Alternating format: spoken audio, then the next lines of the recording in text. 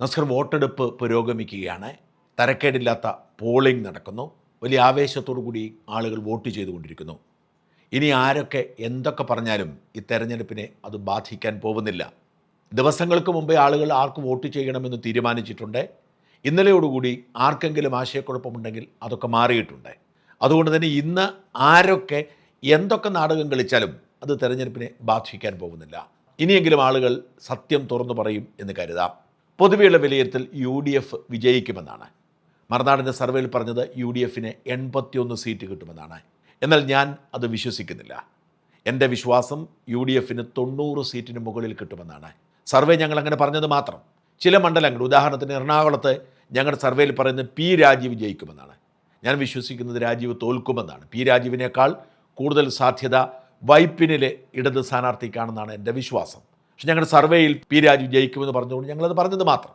അതുപോലെ തന്നെ ഞങ്ങളുടെ സർവേയിൽ പൂഞ്ഞാറിൽ ഇടതുമുന്നണിക്കും പാലായിൽ UDFനുമാണ് നേരിയ ഭൂരിപക്ഷത്തിലുള്ള വിജയം. പക്ഷേ അവിടുത്തെ അടിയൊഴുക്കുകൾ നോക്കിയാൽ BJP സ്ഥാനാർത്ഥികൾ PC ജോർജും മകൻ ഷോൺ ജോർജും വലിയ മുന്നേറ്റം നടത്തുന്ന കാഴ്ച നമുക്കുണ്ട്. ഞാൻ വിശ്വസിക്കുന്നത് മാറ്റങ്ങളുണ്ടാവുമെന്നും 90 സീറ്റിലധികം UDF നേടുമെന്നുമാണ്. എന്നാൽ നമ്മുടെ സമൂഹത്തിൽ സ്വാധീനമുള്ളവർ, മാധ്യമപ്രവർത്തകരാവട്ടെ ബുദ്ധിജീവികളാവട്ടെ, അവരൊക്കെ പറയുന്നു ഇല്ല, തുടർഭരണമാണ്, മൂന്നാം തുടർഭരണമാണ് എന്ന് പറയുന്നു. പലരോടും നമ്മൾ സംസാരിക്കുമ്പോൾ, സാധാരണ മനുഷ്യരോട് ചോദിക്കുമ്പോൾ അവർക്ക് പറയുന്നത് എങ്ങനെയെങ്കിലും ഈ ഭരണം അവസാനിക്കണമെന്നാണ്. എന്നാൽ സ്വാധീനമുള്ളവരോട്, അതായത് ബുദ്ധിജീവികൾ, മാധ്യമപ്രവർത്തകർ, ഏതെങ്കിലും തരത്തിൽ സ്വാധീനമുള്ള വ്യക്തികളോട് ചോദിക്കുമ്പോൾ അവർ പറയും മൂന്നാം പിണറായി ഭരണമാണെന്ന്. ഇതിൻ്റെ കാരണം നമ്മുടെ മാധ്യമങ്ങളെയും ചാനലുകളെയും പത്രങ്ങളെയും സോഷ്യൽ മീഡിയയും ഒക്കെ കോടികൾ കൊടുത്ത് വിലക്കെടുത്ത് അവരുടെ ചിന്താശക്തിയെ അതിശക്തമായി സ്വാധീനിക്കാൻ CPMന് കഴിയുന്നു എന്നതാണ്. സോഷ്യൽ മീഡിയയിലൊക്കെ അവർ കോടികളാണ് വാരിയൊഴുക്കുന്നത്. അതുപോലെ തന്നെയാണ് എല്ലാ ചാനലുകളും പത്രങ്ങളിലും പരസ്യം കൊടുക്കുന്നു, വാർത്തകൾ കൊടുക്കുന്നു. എന്തിനേറെ നമ്മുടെ റിയാലിറ്റി ഷോകളുടെയൊക്കെ സ്ക്രിപ്റ്റിൽ പോലും ഉൾപ്പെടുത്തി ഇടതുമുന്നണിയുടെ നേട്ടം അവർ പറഞ്ഞുകൊണ്ടിരിക്കുന്നു. അതിനുവേണ്ടിയുള്ള വലിയ ക്യാമ്പയിൻ നടക്കുന്നത് കൊണ്ട് അത് നമ്മളെ സ്വാധീനിക്കുന്നതെന്നല്ലാതെ യഥാർത്ഥത്തിൽ അങ്ങനെ ഒരു ചലനമില്ല. ഇടതുമുന്നണി തന്നെ വീണ്ടും അധികാരത്തിൽ വരും എന്ന് പറഞ്ഞ ഇത്തരത്തിൽപ്പെട്ട ബുദ്ധിജീവികളോടും ഇൻഫ്ലുവൻസേഴ്സിനോടും ഒക്കെ ഞാൻ ചോദിച്ചൊരു ചോദ്യമുണ്ട്, നിങ്ങൾ ആർക്ക് വോട്ട് ചെയ്യുന്നു? അത് ഞങ്ങൾ ഇടതുമുന്നണിക്ക് ചെയ്യില്ല എന്ന് പറയുന്നവരാണ്. അതുകൊണ്ട് തന്നെ യഥാർത്ഥ പൾസ് ഇടതുമുന്നണിക്കെതിരാണ്, CPMനെതിരാണ്, UDFന് അനുകൂലമാണ് എന്ന് വിശ്വസിക്കുകയാണ് ഞാൻ മനസ്സിലാക്കുന്ന ഒരു പൾസ് അനുസരിച്ച് VD സതീശൻ പറയുന്നത് പോലെ 100 സീറ്റ് കടന്നാലും അത്ഭുതപ്പെടേണ്ടതില്ല. അത്തരത്തിലൊരു രാഷ്ട്രീയ സാഹചര്യമാണ് കേരളത്തിലുള്ളത് എന്ന് തന്നെയാണ് എൻ്റെ വിശ്വാസം. ഇതിന് ഉപോദ്ബലകമായ 2 തെളിവുകൾ ഞാൻ വ്യക്തമാക്കാം. ഇടതുമുന്നണി അധികാരത്തിൽ വരും എന്ന് പറഞ്ഞ ചാനൽ സർവേകളൊക്കെ നോക്കുക. ഒട്ടുമിക്ക ചാനൽ സർവേകളും ഇടതുമുന്നണി അധികാരത്തിൽ വരുമെന്നാണ് പറഞ്ഞത്. UDF വിജയിക്കുമെന്ന് പറഞ്ഞ ഏക ചാനലായ മനോരമ പോലും LDFനെ ഏതാണ്ട് 67-68 കൊണ്ട് നിർത്തിയിട്ടുണ്ട്. എന്ന് വെച്ചാൽ LDF അധികാരത്തിൽ വരാതിരിക്കുമെന്ന് അവർ തർപ്പിച്ച് പറയുന്നില്ല. മാതൃഭൂമി നോക്കൂ, LDFന് വിജയം പ്രഖ്യാപിച്ചു, പക്ഷേ അവർ പറഞ്ഞിരിക്കുന്നത് 66-77 എന്ന് വെച്ചാൽ 66 വരെയായി താഴാം UDFന് അധികാരം കിട്ടാമെന്നാണ്. 77 വരെ കിട്ടും. ഇത്തരത്തിലാണ് എല്ലാ ചാനലുകളും UDFന് അധികാരം പ്രവചിക്കുമ്പോൾ നേരിയ ഭൂരിപക്ഷം മാത്രമാണ് കൊടുക്കുന്നത്. ഇത്തരത്തിൽ ചാനലുകൾ, അതായത് ഈ പെയ്ഡ് സർവേകൾ എന്ന് പറയപ്പെടുന്ന ഇടതുമുന്നണിയുടെ വലിയ പരസ്യം സ്വീകരിച്ചവരൊക്കെ LDFന് ഭരണമെന്ന് പറയുമ്പോൾ അവർ നേരിയ ഭൂരിപക്ഷമാണ് കൊടുക്കുന്നത്. 70-75 അപ്പുറത്തേക്ക് ആർക്കും LDFന് പ്രവചിക്കാൻ കഴിയുന്നില്ല. ഈ പ്രവണത ചാനലുകളിൽ മാത്രമല്ല, ഇടതു ബുദ്ധിജീവികളെ നോക്കുക. ഇടതു ബുദ്ധിജീവികൾ ഇപ്പോൾ ഞാൻ ഏറ്റവും ഒടുവിൽ കണ്ടത് NS മാധവനാണ്. NS മാധവൻ ഒരു ഇടതു ബുദ്ധിജീവിയാണ്. ഇടതുമുന്നണിക്ക് അനുകൂലമായി മാത്രമാണ് അദ്ദേഹം ഇപ്പോൾ പോസ്റ്റുകൾ ഇടുന്നത്. NS മാധവൻ്റെ പ്രവചനം 75-65 എന്നാണ്. UDFന് 65-ഉം LDFന് 75-ഉം. NS മാധവൻ ഒരു കടുത്ത സംഘി വിരോധി ആയതുകൊണ്ട് അദ്ദേഹത്തിന് BJPക്ക് സീറ്റ് കിട്ടുമെന്ന് പറയാൻ പറ്റില്ല. അതുകൊണ്ട് അദ്ദേഹം UDFന് 65-ഉം LDFന് 75-ഉം കൊടുക്കുന്നു. ഇത്തരത്തിൽ തന്നെ വേണം ഈ പറയുന്ന ബുദ്ധിജീവികളുടെ അഭിപ്രായം. അതായത് ഇടതുമുന്നണി അധികാരത്തിൽ വരാൻ ആഗ്രഹിക്കുകയും വരുമെന്ന് പറയുകയും ചെയ്യുന്നവർക്ക് പോലും 75-76 സീറ്റിനപ്പുറത്തേക്ക് ഇവർക്ക് കൊടുക്കാൻ കഴിയുന്നില്ല. ഇത് തന്നെ ഒരു സൂചനയാണ്. ഇവർക്കൊരിക്കലും ഇടതുമുന്നണി തോൽക്കുമെന്ന് പറയാൻ പറ്റില്ല. പക്ഷേ ഇവർ പോലും പറയുന്നത് ഇടതുമുന്നണിക്ക് 70-75 സീറ്റ് എന്നാണ്. ഞാൻ പലരുടെയും പേജുകളിലൂടെ പോയി അവരൊക്കെ പറയുന്നത് ഇടതുമുന്നണിക്ക് നേരിയ ഭൂരിപക്ഷമാണ്. ഇത് ആവേശത്തോടു കൂടി നമ്മുടെ പരിപ്പിളക്കുന്ന വിദ്വാൻ പ്രചരിപ്പിക്കുന്നുണ്ട്. പരിപ്പിളക്കുന്ന വിദ്വാൻ എന്ന് പറഞ്ഞാൽ നികേഷ് കുമാറിൻ്റെ കാര്യമാണ് പറഞ്ഞത്. ഇതുപോലെ തന്നെ പോരാളി ഷാജി പോലും ഈ നേരിയ ഭൂരിപക്ഷത്തിൻ്റെ പ്രചരണം ഏറ്റെടുത്തിരിക്കുന്നു. അതെങ്ങനെയാണ്? പിണറായി വലിയ ഭരണം കാഴ്ചവെച്ചെങ്കിൽ പിണറായിക്ക് മൂന്നാം സർക്കാർ 100-ലധികം സീറ്റ് കിട്ടണ്ടേ? ഒന്നാം സർക്കാരിനേക്കാൾ കൂടുതൽ സീറ്റ് ഭരണമികവ് കൊണ്ട് രണ്ടാം സർക്കാരിന് കിട്ടിയെങ്കിൽ അതിനേക്കാൾ മെച്ചപ്പെട്ട ഭരണം കാഴ്ചവെച്ചതുകൊണ്ട് ഈ ഭരണ തുടർച്ചയ്ക്ക് വേണ്ടി കൂടുതൽ ഭൂരിപക്ഷം കിട്ടണം. അതെങ്ങനെയാണ് ഈ 70-75 പോകുന്നത്? തോറ്റുപോകുമെന്ന് അവർക്ക് ഉറപ്പുള്ളത് കൊണ്ട് മാനസികമായി പിടിച്ചു നിർത്താൻ വേണ്ടി നേരിയ ഭൂരിപക്ഷം പറയുന്നു. 100 സീറ്റ് പറഞ്ഞാൽ ജനം വിശ്വസിക്കത്തില്ല. അതൊരു നേരിയ ഭൂരിപക്ഷം പറഞ്ഞ് ജയിക്കുമെന്ന് ആത്മവിശ്വാസം ഉണ്ടാക്കി കൊടുത്ത് സമ്പൂർണ്ണ തകർച്ച ഒഴിവാക്കാൻ വേണ്ടി ശ്രമിക്കുന്നു. ഇതൊരു തെളിവാണ്. ഇടതുമുന്നണിയെ സ്നേഹിക്കുന്ന, ഇടതുമുന്നണി അധികാരത്തിൽ വരണമെന്ന് പറയുന്ന ബുദ്ധിജീവികൾക്ക് പോലും തീർത്തു പറയാൻ കഴിയാത്തത് ഒരു തെളിവാണ്.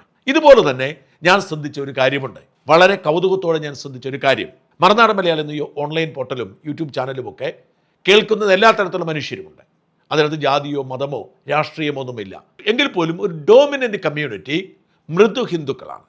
ഞാനിത് പറയുന്നത് വളരെ കൃത്യതയോടെയാണ്. എല്ലാ വിഭാഗക്കാരുമുണ്ട്, പക്ഷെ മൃദു ഹിന്ദുക്കൾ. കാരണം BJP വെറുക്കപ്പെട്ടവരെ മാറ്റി നിർത്തിയപ്പോൾ BJPക്ക് സ്പേസ് കൊടുത്തു. മോദിയുടെ ഭരണം നല്ലതാണെന്ന് പറഞ്ഞു. ഇപ്പോൾ കഴിഞ്ഞ ലോക്സഭാ തെരഞ്ഞെടുപ്പിൽ സുരേഷ് ഗോപി ജയിക്കുമെന്ന് പറഞ്ഞു.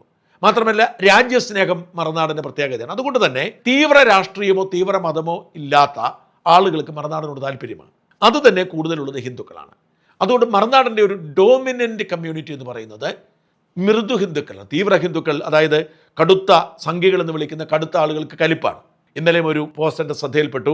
പാലക്കാട് ശോഭാ സുരേന്ദ്രനെ പണം കൊടുത്തതുമായി ബന്ധപ്പെട്ട് ഉണ്ടായ സംഭവത്തിൻ്റെ തിരക്കഥ സംവിധാനമൊക്കെ എൻ്റേതാണെന്ന് പറഞ്ഞൊരു തീവ്ര സംഖ്യയുടെ പോസ്റ്റ് കണ്ട് അതിനടിയിൽ മുഴുവൻ എന്നെ പച്ചത്തെറി വിളിക്കുകയാണ് ഈ തീവ്ര സംഖ്യകൾ. അതുകൊണ്ട് എല്ലാ വിഭാഗത്തിലും, അതേസമയം എല്ലാ വിഭാഗത്തിലും കൊണ്ട് ഞാൻ വെറുതെ പറയുന്നില്ല. ഇപ്പോൾ കഴിഞ്ഞ ദിവസം കുറ്റ്യാടിയിൽ നിന്ന് ഒരു സുഹൃത്ത് എനിക്ക് ഒരു പോസ്റ്റ് അയച്ചു തന്നു. അയാൾ കോൺഗ്രസ് പ്രവർത്തകനാണ്. അയാൾ ഈ ദിവസങ്ങളിൽ വീഡിയോ ഒന്നും കാണുന്നില്ല, ഫുൾ ടൈം തെരഞ്ഞെടുപ്പ് പ്രചരണം. അതിനിടയിൽ ഭക്ഷണം കഴിക്കാൻ വീട്ടിലെത്തിയപ്പോൾ അടുക്കളയിൽ നിന്ന് എൻ്റെ ശബ്ദം കേൾക്കുന്നു. ഉമ്മ എൻ്റെ വീഡിയോ കേട്ടോണ്ട് ഭക്ഷണം ഉണ്ടാക്കിയാണ് ആ വീഡിയോ എനിക്ക് അയച്ചു തന്നു. പക്ഷേ പാർട്ടിക്ക് വേണ്ടി മരിച്ചതാവാം, ലിസ്റ്റിൽ പെടുത്തിയിട്ടുണ്ടെന്ന് എനിക്കറിയില്ല. പന്നിന്റെ വിധി അഥവാ തെരഞ്ഞെടുപ്പ് ഉണ്ടാണെന്ന് അറിയില്ല. പന്നിന്റെ വിധി 10 ലക്ഷം രൂപ, വീണ്ടും വായിക്കാത്ത ഒരു AJ സംഭവം 5 ലക്ഷം രൂപ. അതുകൊണ്ട് ഞാൻ പറഞ്ഞു, എല്ലാ തരത്തിലുള്ള മനുഷ്യരും എന്നെ കേൾക്കുന്നുണ്ടെങ്കിലും ഡോമിനന്റ് കമ്മ്യൂണിറ്റി എന്ന് പറയുന്നത് മൃദു ഹിന്ദുക്കളാണ്. എന്നിട്ടും ഞങ്ങൾ ഓൺലൈനിൽ ഇപ്പോൾ ആര് ജയിക്കുമെന്ന ചോദ്യങ്ങൾ ചോദിക്കുമ്പോൾ, കഴിഞ്ഞ കുറേ ദിവസങ്ങളെ ഞങ്ങൾ ഓരോ സ്ഥാനാർത്ഥികളുടെ വിജയസാധ്യതയെക്കുറിച്ച് ഞങ്ങളുടെ യൂട്യൂബിൻ്റെ ഒരു കമ്മ്യൂണിറ്റി പോസ്റ്റായി ചെയ്യുന്നുണ്ട്. ശരാശരി ഒരു 80,000 1 ലക്ഷം പേരാണ് വോട്ട് ചെയ്യുന്നത്. അവിടെ UDF-നാണ് മിക്കയിടത്തും തന്നെ വിജയസാധ്യത. ഇന്നലെ ചോദിച്ച ഒരു ചോദ്യം, പിണറായി വീണ്ടും അധികാരത്തിൽ വരണമെന്ന് 85% പേരും വേണ്ടെന്ന് പറഞ്ഞു. ഏതാണ്ട് 1 ലക്ഷത്തോളം പേർ വോട്ട് ചെയ്തു. 85% പേരും വേണ്ടെന്ന് പറഞ്ഞു. കണ്ണൂരിൽ ആര് ജയിക്കുമെന്ന് ചോദിച്ചപ്പോൾ 87,000 പേർ വോട്ട് ചെയ്തു. 63% UDF എന്നും 23 LDF എന്നും 14 NDA എന്നും പറഞ്ഞു. തിരുവനന്തപുരത്ത്, അതായത് CP ജോൺ മത്സരിക്കുന്ന തിരുവനന്തപുരത്ത് 1,12,000 പേർ വോട്ട് ചെയ്തു. 58% CP ജോണിനും 28% NDA സ്ഥാനാർത്ഥി കരമന ജയനും 14% പേരാണ് കരമന സുധീറിന് LDF സ്ഥാനാർത്ഥിക്ക് വോട്ട് ചെയ്തത്. പിണറായിയുടെ ഭൂരിപക്ഷം കുറയുമോ എന്ന് ചോദിച്ചപ്പോൾ 77% പേരും കുറയുമെന്ന് പറഞ്ഞു. 18% പേര് മാത്രമേ കൂടുമെന്ന് പറഞ്ഞുള്ളൂ. അതായത് ഇടതുമുന്നണിക്കാരുണ്ട് എന്നാണ് അർത്ഥം. അതുകൊണ്ടാണല്ലോ പിണറായിയുടെ ഭൂരിപക്ഷം കൂടുമെന്ന് 18% പേര് പറയണമെങ്കിൽ CPM-കാരും മറുനാടൻ കാണുന്നുണ്ട് എന്നർത്ഥം. പത്തനാപുരത്ത് ആര് ജയിക്കുമെന്ന് ചോദിച്ചപ്പോൾ 1,80,000 പേരാണ് വോട്ട് ചെയ്ത്. 69% പേര് ജ്യോതികുമാർ ചാമക്കാല എന്ന് പറയുന്നു. 19% പേരാണ് പത്തനാപുരത്ത് ഗണേഷ് കുമാർ ജയിക്കുന്നത്. 12% പേര് NDA ആണ്. അരുവിക്കരയിൽ 1,53,000 പേര് പങ്കെടുത്തു. 63% പേര് UDF പറയുന്നു. 21% പേര് BJP പറയുന്നു. 16% പേരാണ് LDF പറഞ്ഞത്. ഇടുക്കി 84,000 പേര് പങ്കെടുത്തു. 52% പേര് UDF, 34% പേര് LDF. കോട്ടയത്ത് 90,000 പേര് വോട്ട് ചെയ്തു. 81% പേരും തിരുവഞ്ചൂർ രാധാകൃഷ്ണൻ പറഞ്ഞു. 10% പേരാണ് തിരിച്ചു പറഞ്ഞത്. അതേസമയം പാലക്കാട് നോക്കുക, 1,22,000 പേര് വോട്ട് ചെയ്തു. 58% പേര് UDF എന്ന് പറയുന്നു. 34% പേര് ശോഭാ സുരേന്ദ്രൻ, 8%മാണ് LDF-ന്റെ സ്ഥാനാർത്ഥിക്ക് പേര് പറയുന്നത്. മഞ്ചേശ്വരത്തോ 47% പേര് UDF-ഉം 45% പേര് BJP-യും 8% പേര് LDF. അതായത് എല്ലാം കോൺഗ്രസ്സുകാരല്ല. അങ്ങനെയാണെങ്കിൽ മഞ്ചേശ്വരത്ത് 45% പേര്, 2% വ്യത്യാസം സുരേന്ദ്രൻ എന്ന് പറയില്ല. 47% UDF-ന്റെ സ്ഥാനാർത്ഥിയും പറയുന്നു. പേരാമ്പ്ര നോക്കൂ, 75% സണ്ണി ജോസഫിനും 25%മാണ് ശൈലജ ടീച്ചറിന് പറയുന്നത്.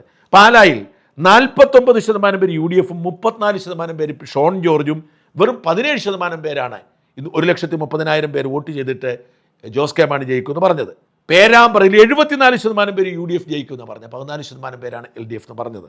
ഇതിൽ നിന്ന് നമ്മൾ മനസ്സിലാക്കേണ്ടത് പ്രിഡോമിനൻ്റ്ലി ഹിന്ദു വോട്ടർമാരുള്ള മറുനാടൻ പ്രേക്ഷകർ പോലും ഏകപക്ഷീയമായി പറയുന്നു UDF ജയിക്കുമെന്ന്. UDF-ന് മുൻതൂക്കമുണ്ട്. അവർ BJP-യെ അവർക്ക് സ്വാധീനമുള്ള മണ്ഡലങ്ങളിൽ തള്ളുന്നില്ല. നേമത്തോ മഞ്ചേശ്വരത്തോ എന്തിനേറെ പാലായിൽ പോലും തള്ളുന്നില്ല. പക്ഷേ UDF ജയിക്കുമെന്ന് പറഞ്ഞു. അത് വലിയ വ്യത്യാസത്തിൽ UDF ജയിക്കുമെന്ന് പറയുന്നു. ഈ UDF ജയിക്കുമെന്ന് അവർ പറയുന്നെങ്കിൽ അതിനർത്ഥം ഒരു കൃത്യമായ ചലനം, ഒരു കൃത്യമായ വേവ് ഉണ്ട് എന്ന് തന്നെയാണ്. യു ഡി എഫ് അനുകൂലമായൊരു വേവ് ഉണ്ട് എന്ന് തന്നെയാണ്.